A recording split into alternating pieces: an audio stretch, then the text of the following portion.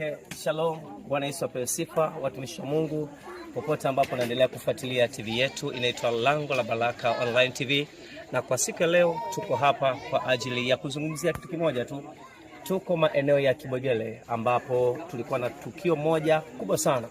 Tumekuwa na tamasha la praise and worship, maana yake sifa na kuabudu, na mimi kama mtangazaji wako naitwa Moses Kidashoka kwenye upande wa habari na mawasiliano.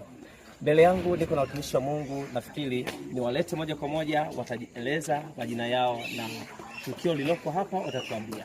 Watumishi wa Mungu, mchungaji, karibu sana. Amina. Bwana asifiwe sana. Amina. Bwana Yesu asifiwe sana. Mimi naitwa mchungaji Lazaro James Mwaigaga. Naam. Ninatumika katika kanisa la PHM hapa Mlima wa Makimbilio Kibwegele. Okay.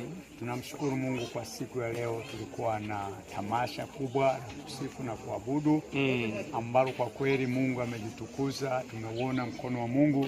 Okay. Na Bwana amejitwalia utukufu kwa namna ambayo kipekee, namna ambavyo Bwana amejitukuza na kufanya matendo ya ajabu. Okay, mtumishi wa Mungu, samahani. Kwa jinsi ambavyo tukio limefanyika ndivyo mlivyokuwa mmekusudia ama kuna mapungufu? Kwa kweli mambo makubwa tumeona, mapungufu sikuyaona, ila nimeona utukufu wa Mungu. Utukufu wa Mungu. Amen. Wow. Okay. Nini unashauri kwa vijana, kwa sababu na nimeona umekusanya vijana wengi sana kwenye tukio kama la leo? Kwa kweli napenda vijana wamtumikie Mungu kwa moyo huo ili kwa uaminifu, ili Mungu aweze kuwafanikisha katika mahitaji yao. Okay. Moja kwa moja unaweza kueleza kanisa lako liko mahali gani ili hata walioko mbali wapate kukufahamu?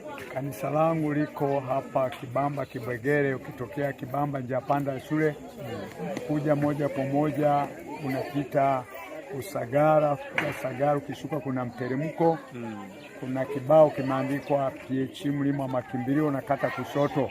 Hapa bondeni ndipo nakutana na kanisa la Mlima wa Makimbilio. Mtumishi wa Mungu Mwaigaga atakuwepo hapo kuhudumia. Kuna huduma za maombezi, pia kuna ibada za kusifu na kuabudu. Jumatano tunapatikana, kunakuwa na neno na mafundisho na maombezi. Pia siku ya Ijumaa tuna maombi ya kufunga na maombezi. Pia Jumapili tunapatikana kuanzia saa 2 mpaka saa 8 mchana.